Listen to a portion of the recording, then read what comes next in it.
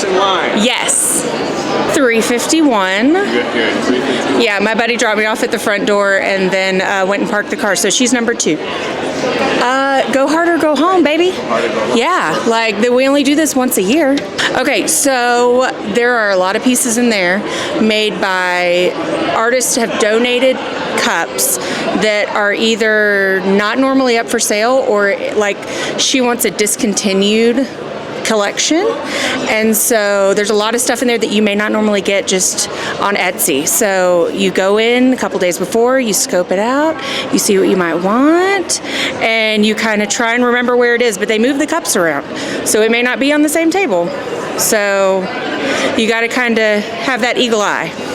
And then you go in, get what you want. I've got a couple in mind. A lot of people in line don't share what they're looking for because they don't want anybody else to steal their winning piece. It's a little cutthroat.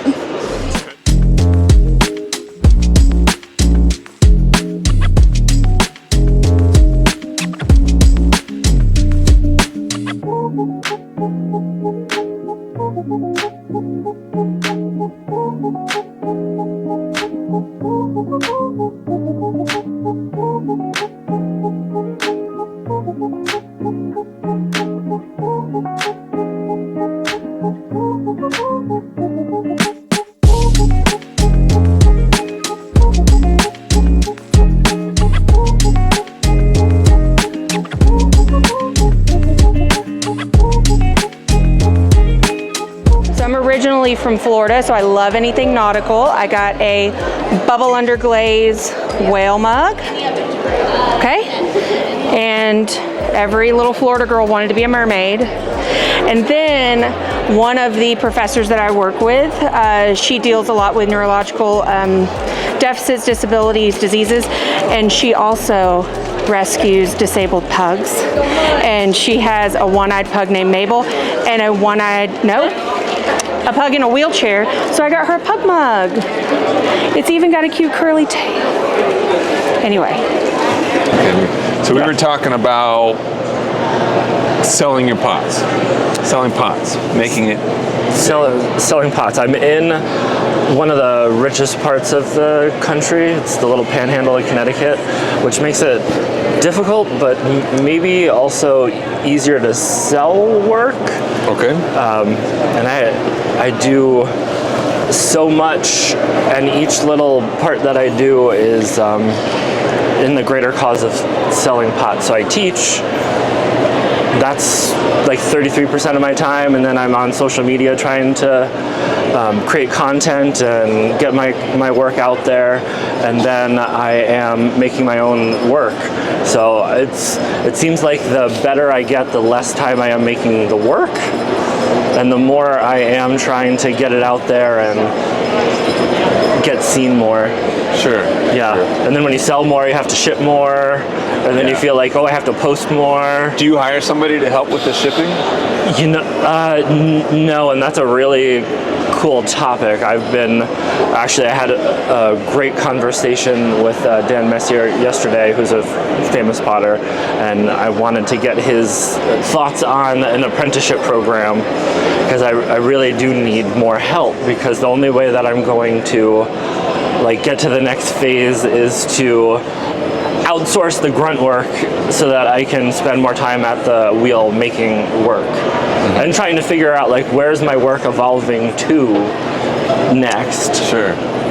I'm trying not to photograph too many pieces. I'm trying to look at them, and then I feel like over the next couple days, what I feel the most inspired with is gonna rise to the top, and instead of looking at a photograph, I'll have the memory of it, and I can sort of translate that into what I think I want to do next. Okay. Like you're keeping the impression. The form, the idea of it. Yeah, mostly wheel thrown. I do some hand-built work. I'm really inspired by oval shapes, like long oval shapes. Yeah. So those I'll often hand build, but they sort of look thrown. I don't think not that hand building is bad, but you want everything to sort of speak the same language. Sure. As long as it's speaking the same language and everything's relating to one another, it almost doesn't really matter if it's hand builder wheel. Right. I just made this like 24-inch plaster hump mold Wow. that by the time I put it on the wheel and I throw a slab over it and I throw a foot, like, I don't know, is that hand built as a throne? I'm not really even sure. It's both. It's both, yeah. In other arts, it's very common, like, to try and define things and like, oh, that's not wheel thrown. Well, who cares? Exactly. You know? Exactly. At what point, like you were alluding to, like at what point, you know, you put it on a mold, you throw the foot, you know, at what point then is it wheel thrown? Yeah. Right. Who cares? Exactly. But there's some things you just can't do on the wheel. Exactly, yeah.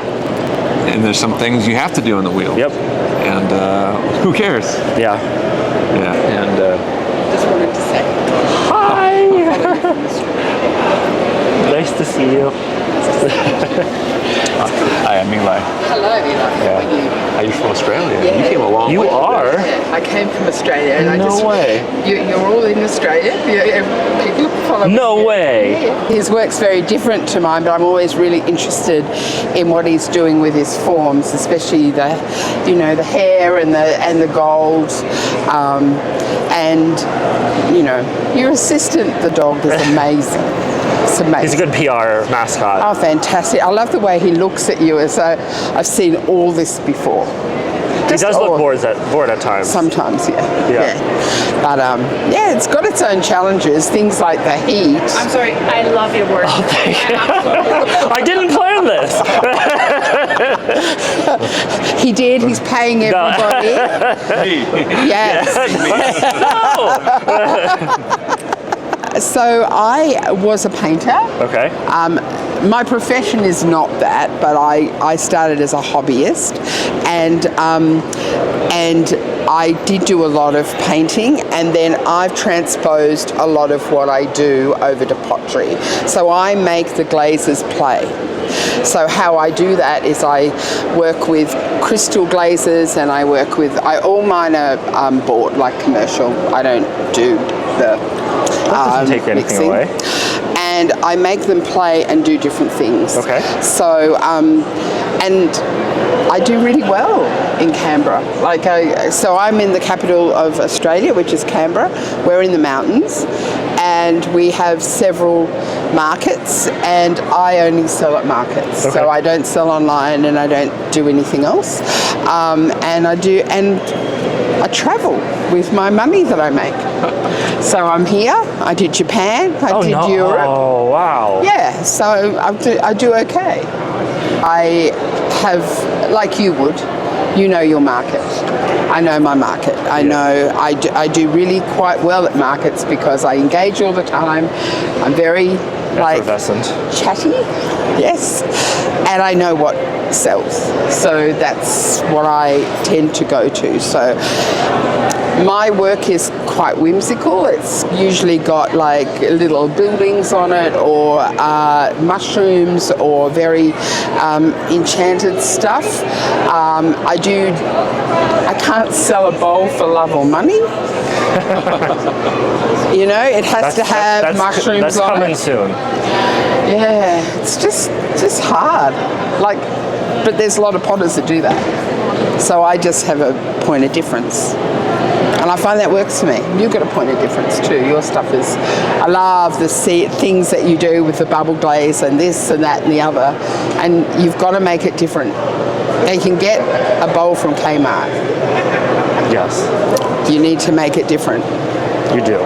Yeah, Where's the soul? exactly. Where's the soul? Yeah. That's what I'm always thinking about. Yeah. And I teach most days of the week, so Yeah. trying to, I feel like people start, but then the next step is like, Yeah. okay, we're done with the getting over the hump of, these were the dots, you figured out the dots. Let's not go through the dots just because the dots are there. Let's figure out where the essence and the soul of it is. And I think that you've got to take risks. And the other about, dare I say it, what you have been taught and pushing that envelope. Sure. So that you can find out what works for you. Because if you don't actually know that stuff and you don't actually try to get there, you'll never find that. You'll never find the soul. You'll be doing the same blue bowls for the next 25 years and sell them way less than they're worth, but that's what sells for you, you know? And that's okay. Yeah. It's just that there are things that I was taught in pottery that I don't believe are true anymore.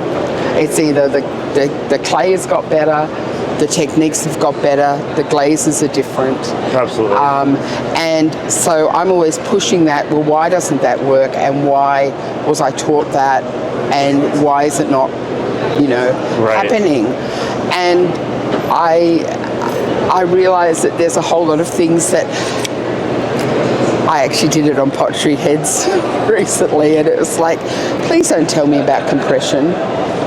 Do you know what I mean? I think there's a lot of BS that gets taught. It's history and like I went to a couple Q&As. I think the Q&As could have been like a sentence long for some of the answers because like compression it's about even walls and nailing the attachments at the time that clay needs, and I mean all the air bubble stuff and the compression and it's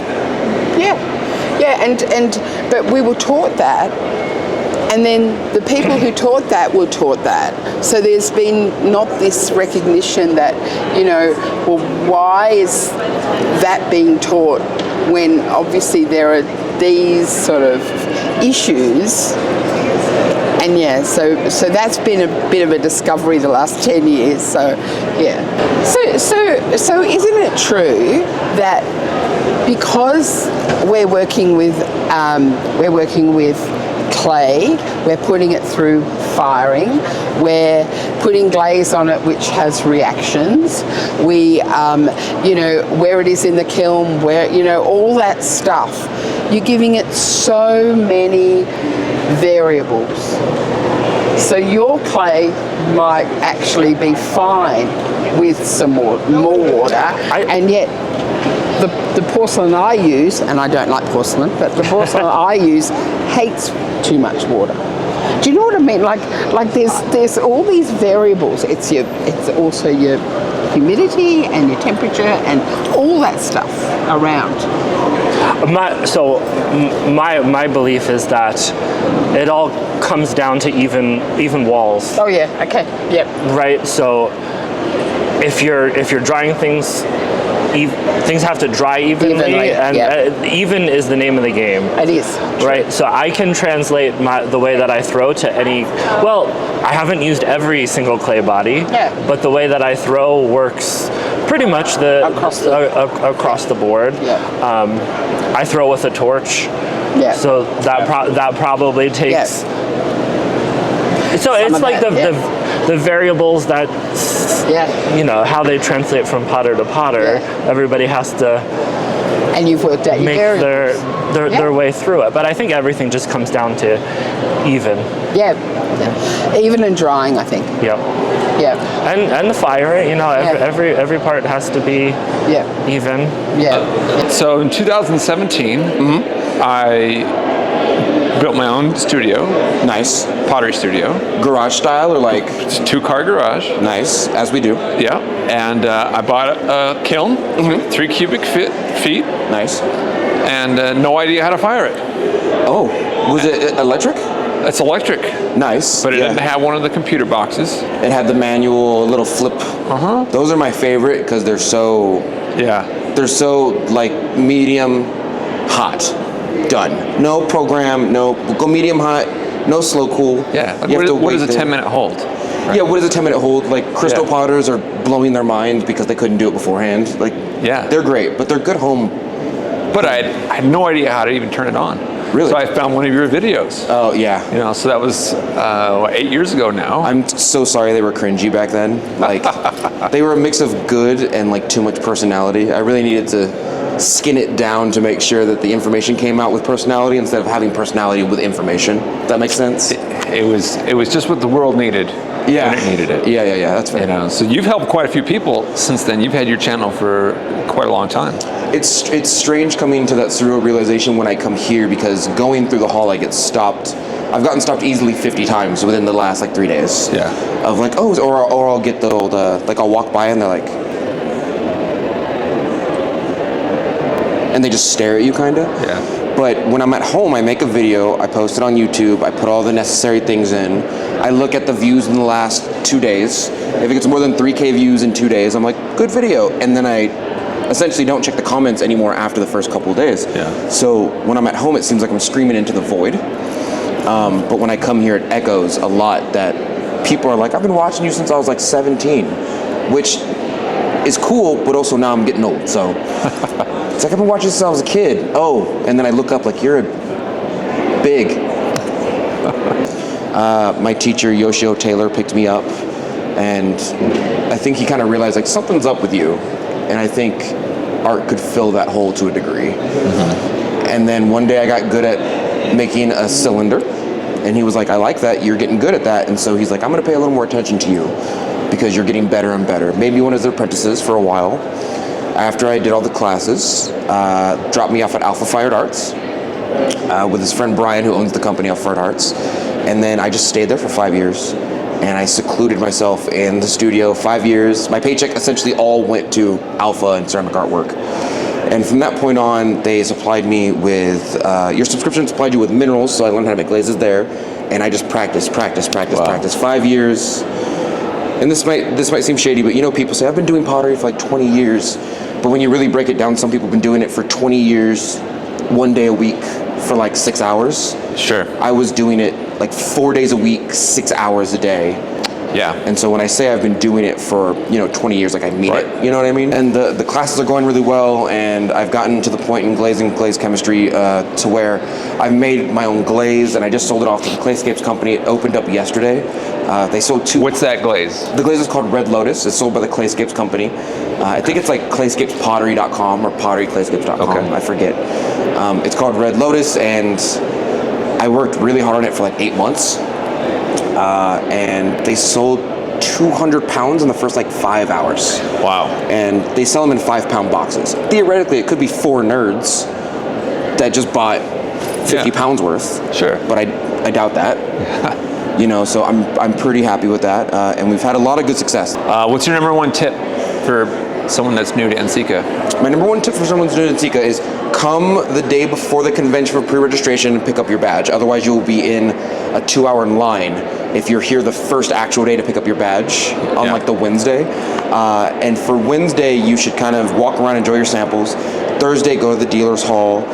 Friday, you should do all your conventions and all your talks. So if you want to go to a class or you want to see your favorite artist, go up there and kind of explain what they do in depth.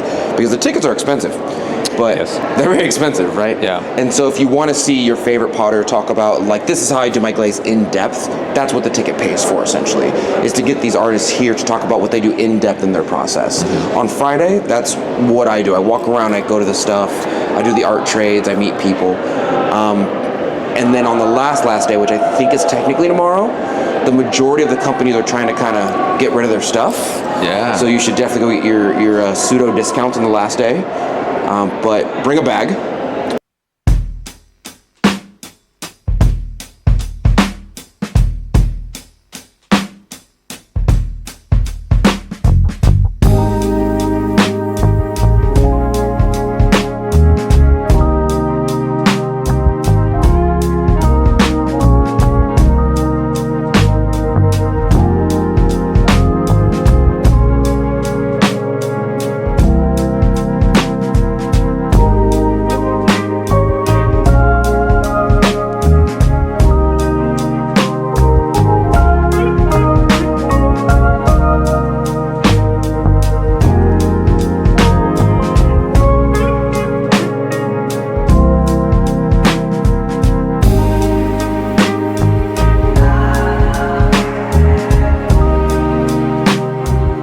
So I'm Kevin. I'm the designer and the owner of Sim Tools. I started out as a designer by training, and after I did do a number of years as a consulting firm, and this happened, I took one ceramic class for fun. And the next thing I know is I want to be an artist, a clay artist. And I'm started a clay center in Pasadena in 2003. 2014, I left the clay center to pursue manufacturing tools. And so since 2009, this is why I've been creating tools. That's cool. I saw. And I'm a potter too. And I've been doing clay, and it brings me a lot of joy. I like all of my tools. They are my baby. I love them all. So I don't have a favorite one because I use many of them. The reasons I have a lot of them because people come to me and they ask me what the tool to use for particularly process. So I come up with a new way of doing things. I design new tools. I come up with a lot of new tools this year, and it's been fun. It's been fun making all new tools. And Nceca is the place where you can bring everyone here into one place. International, everyone coming here is a great place to introduce new tool, but also meet all the artists that have same like mine. And I love it. I've been here every year ever since I started tools, and the place that I highly recommend anyone that interested in clay and find out anything from technical ceramics to new tool and new way of doing things is the place to be. Well, over at the making space, they had a bunch of clay that they were hand wedging, and I just felt bad that they were killing their wrists, so we had to take this over there and help them out with getting their clay wedged up, ready to go, reclaimed. And I love to be part of the community and help Mark and Sam over there at the making space.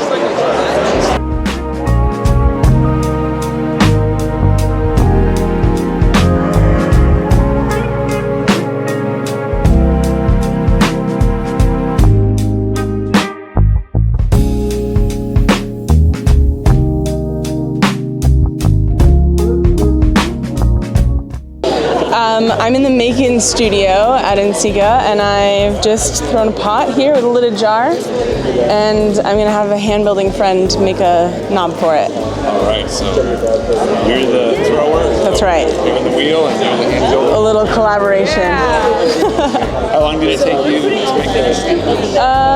Probably like 20 minutes, 25 minutes with the lid. I didn't have a caliper, so I had to put the lid back on and rethrow it a couple times.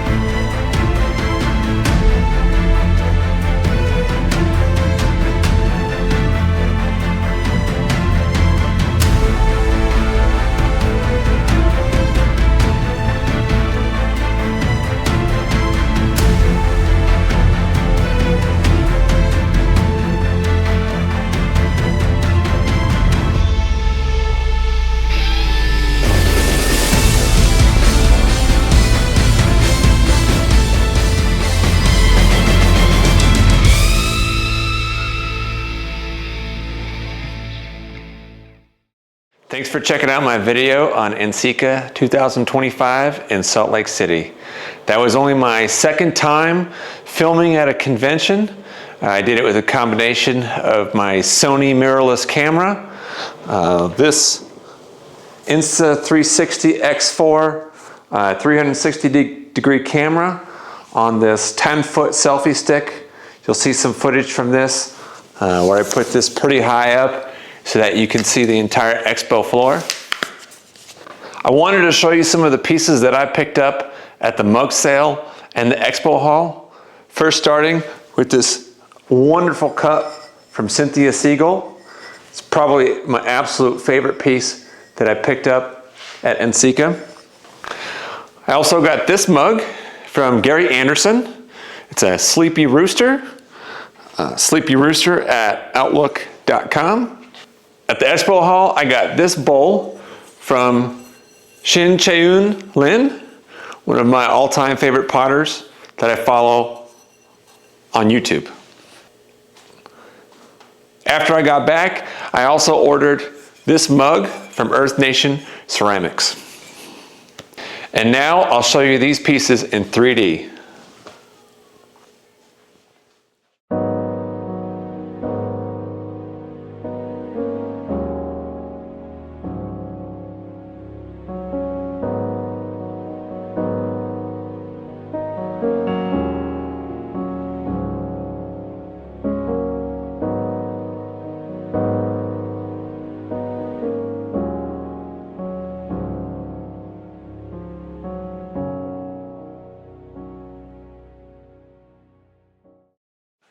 Those captures you saw were from a new technique called Gaussian splatting, which is an evolution of photogrammetry.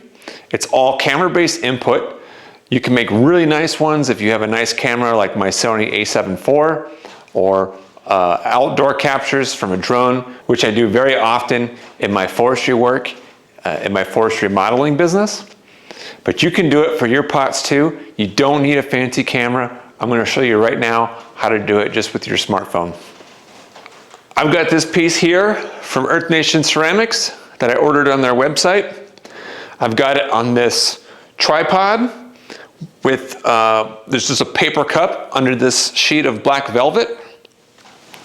And I've got just a Samsung S22 smartphone. Any smartphone will work.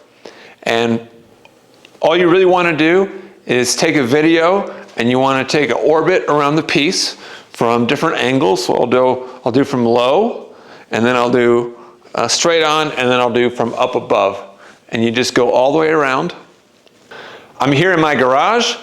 There's some things that may make this challenging, which is bright lights from the windows.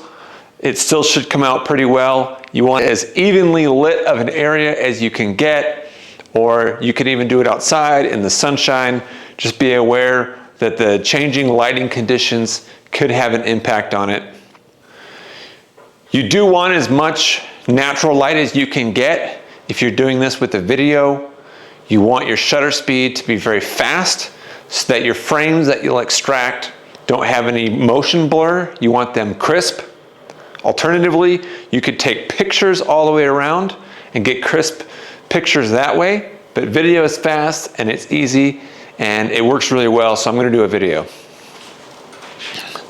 All right, now my piece is more vertical, so I'm going to hold the phone in a vertical fashion to capture as much of it in the frame as I can. You want your background also to be sharp. You don't want the background blurry, and that's just because when you put it into the computer, it's going to use the piece as well as the background to orient itself and to build the model. And if the background is blurry and fuzzy, then the computer's going to become disoriented and not be able to make a good model. So you want everything to be crisp and clear and nothing blurry.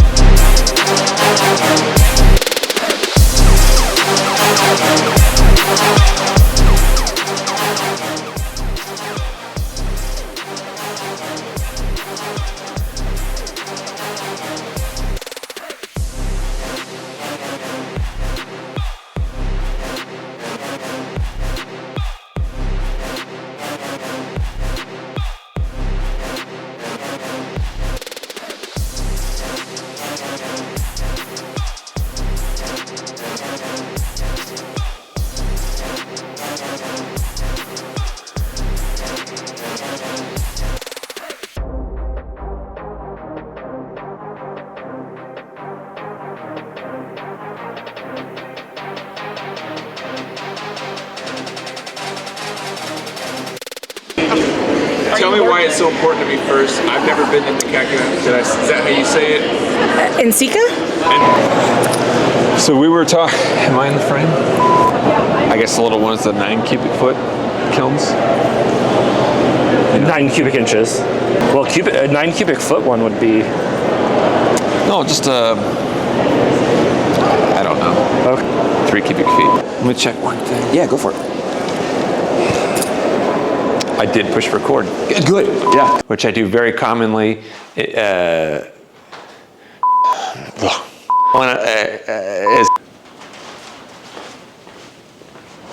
shorter your. I got this mug from. Now.